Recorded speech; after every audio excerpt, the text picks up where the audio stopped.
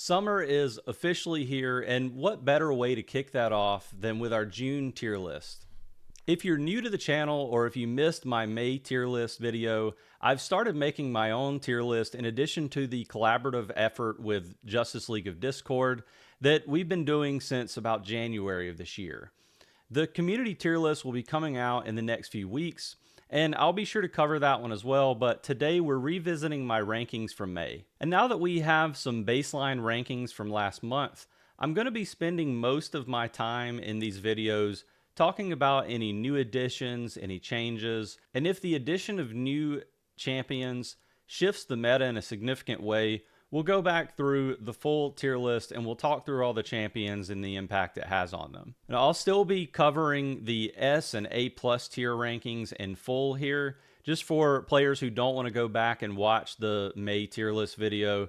But my view on many champions this month has remained unchanged. I'll add one final caveat that I will be covering Nightwing, Martian Manhunter, and Arsenal in this tier list video, but keep in mind that we really don't have enough testing on these champions to have them in their final spots.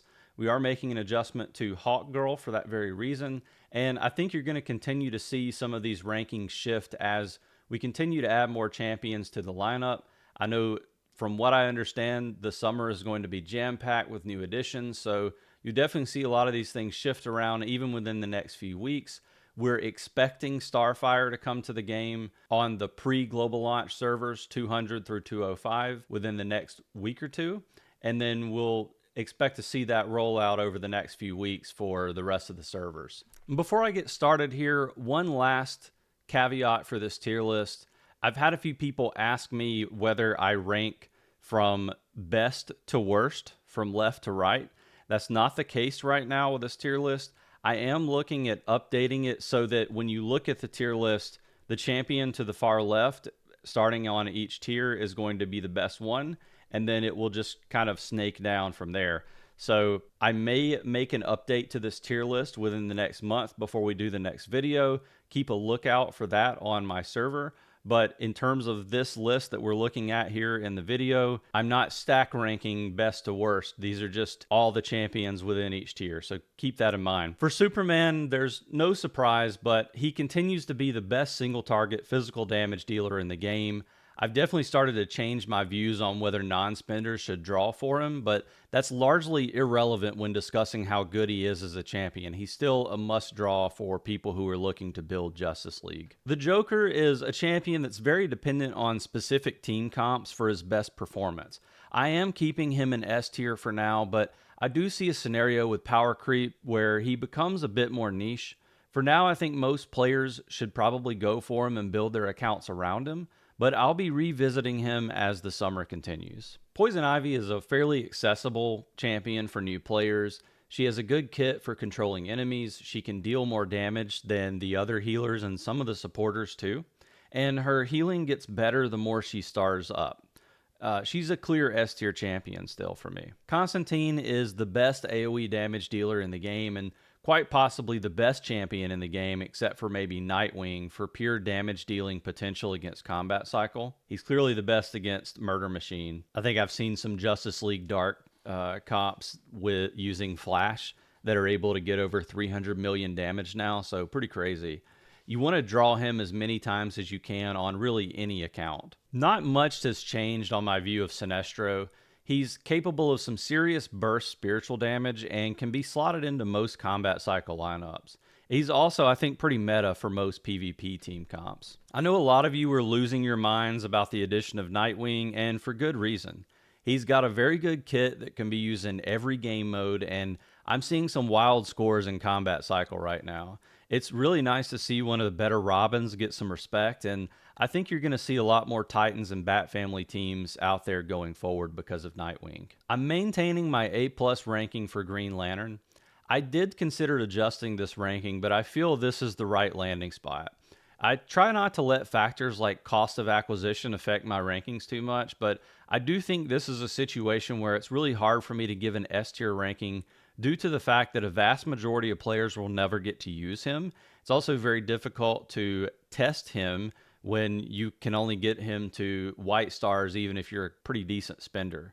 Still, he's incredibly good if or when you do start building him to higher stars. Scarecrow is an amazing tank that has synergy with two major factions in Arkham's Most Wanted and Legion of Doom, but he ends up also being quite useful when paired with other spiritual damage dealers like Constantine because of his mental breakdown buff, which can reduce the enemy's resistance to spiritual damage. With the recent change to Deathstroke's energy generation, I think it solidifies him in A+ tier, and it actually makes him slightly more viable at lower stars.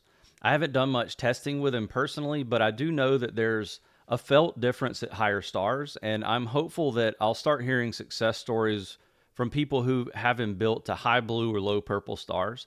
Let me know how he's working out for you in the comments. Wonder Woman has incredibly high survivability for a legendary champion, and she's also got those incapacitate abilities that I won't shut up about. And one of my big reasons for maintaining this A+ ranking for Wonder Woman is, at this point, almost assuredly the legendary upgrade to Mythic is going to be Wonder Woman. And based on some of the hints that Helen has provided recently on the Discord server, I think she's going to be coming at some point in June. Because of that, she's very clearly the most important legendary for you to upgrade on your account. I'm finally ready to move Dr. Fate back up to A+ tier. It's hard to ignore how impactful those shields are. He's as good as or better than most of the healers when he's well invested, and he's even better on Justice League Dark teams. But what really makes him great, in my opinion, is that new players can get immediate benefits from him at 0 stars, because his shield is granted by his ultimate ability and not one of his basic skills. At least that's the case for the team-wide shield that he grants. I'm probably going to shock a few people with this change, and I'm also going to make a few people happy, but I've been doing some of my own testing and speaking to a few whales about Flash and his impact to the game. I've been hesitant to place any non-healing supporters higher than A tier, and most of them, including Flash, have been in B tier for a while now, but I've been slowly changing this view. If a supporter can widely be used outside of their faction, I think we have to show our appreciation. I've been using Flash with the typical Superman lineup, but also with Sinestro, Joker, Constantine, and I think he'll be used to trigger some of the new ultimates from the Outsiders team and Nightwing as well. That's going to conclude the discussion of the S tier and A+ tier champions. From here on out, we're going to be focusing exclusively on new champions that have been added to the game, or champions where I've moved them up or down a tier. And we'll start with Martian Manhunter, who is another new addition to the game. He's only been out really for a few days at this point, so it's way too early to tell where he falls in the meta, but I already know he's going to have a spot somewhere. His ultimate punishes AoE very heavily, and it's only going to get better once Starfire's in the game and he's getting those Outsiders buffs. I don't know that he's going to be S tier, but I really love the kit design, and I'm looking forward to seeing where he lands in the coming weeks. Lex Luthor moves from B to A. There's not much to say about this change, but I've been considering it for a while now, and I think it's just hard to ignore the results I'm seeing from people who are building Legion of Doom. He's not super meta-defining, but with enough investment, he can wreck the backline, especially with the help of Deathstroke and Sinestro. He's definitely worth building up, and I think there are some very easy ways now to get his shards on a fresh server with a new account. Harley Quinn does move down from A+ to A tier. I alluded to this in the last video. I do still think she's fairly impactful early on, and definitely a champion that a lot of new players will want to build up at least for a little while. You know, she's got good AoE, self-healing, and energy gain. So she's going to be fairly useful for some of those early combat cycle builds. But once you're able to start building teams for actual tag synergy, she's definitely going to get left off of a lot of squads. We thought that the introduction of Hawkgirl into the game was going to make a few of those Birds of Prey lineups, or at least the 3 tag synergy that you could add to, say, Justice League, for example. We thought those were going to be good, but just a little bit lackluster at this point. I still feel like that team or that comp needs a little bit extra to make it work. Not to mention the fact that you're really going to be tempted to pull champions like Ivy to other teams like that Legion of Doom Arkham build, or just really any other build in general, because Ivy's I think, the best healer in the game. Anyway, that's going to do it for Harley. Arsenal is going to premiere on the tier list in B tier. Arsenal has not been out for long enough to make a real determination on his kit usefulness and his tier ranking, but based on how his kit reads and having done some limited testing on him at White Stars, I think it's safe to assume he's going to need more Outsiders teammates to see his true potential. I do like how his ultimate and first basic skill can help ramp counterattack, so we know he's going to slot in well with Martian Manhunter. Let's revisit him when Starfire comes out in a few weeks. Hawkgirl moves from A to B, and this might be a little bit controversial. This is the first time I have moved a Bleed Limited banner champion down into B tier. I'm still waiting to see how the meta shakes out for Hawkgirl, and I do think the addition of future champions may help her out, but I did decide to move her down. I just feel that there are too many better options for Guardians and Warriors, and she gets left out of a lot of battles because of that. I like seeing some of the team comps using her, Harley, and Ivy, but it's just not compelling enough. She probably should have been a Guardian in the first place, and I think having her as a Warrior just makes it pretty difficult to recommend building her. At least if you're going to build Hawkgirl, it's really an all or nothing thing. I think she's really great at red stars, and especially if you can get the Thanagarian mace. But again, that's a lot of investment for one champion. Bane moves up from C to B. I keep going back and forth with Bane, but I do find him to be quite useful in a full Arkham lineup, and I think that that's cause for moving him into B tier. His self-healing is a big factor for that. A lot of game modes need your champions to survive for quite a while, and his self-sustain at high stars is really unparalleled as far as Guardians go. I have finally seen enough to know that Adam should not be in B tier. If you've followed my channel long enough, you know that I see B tier as the catch-all for great champions that have kits that make them useful in most game modes as starter champions, or that only work with one team. Adam just doesn't rise to that level. His kit has one mechanic that makes him incredibly useful for a very specific situation, such as fighting Deathstroke in Training Simulator or PvP.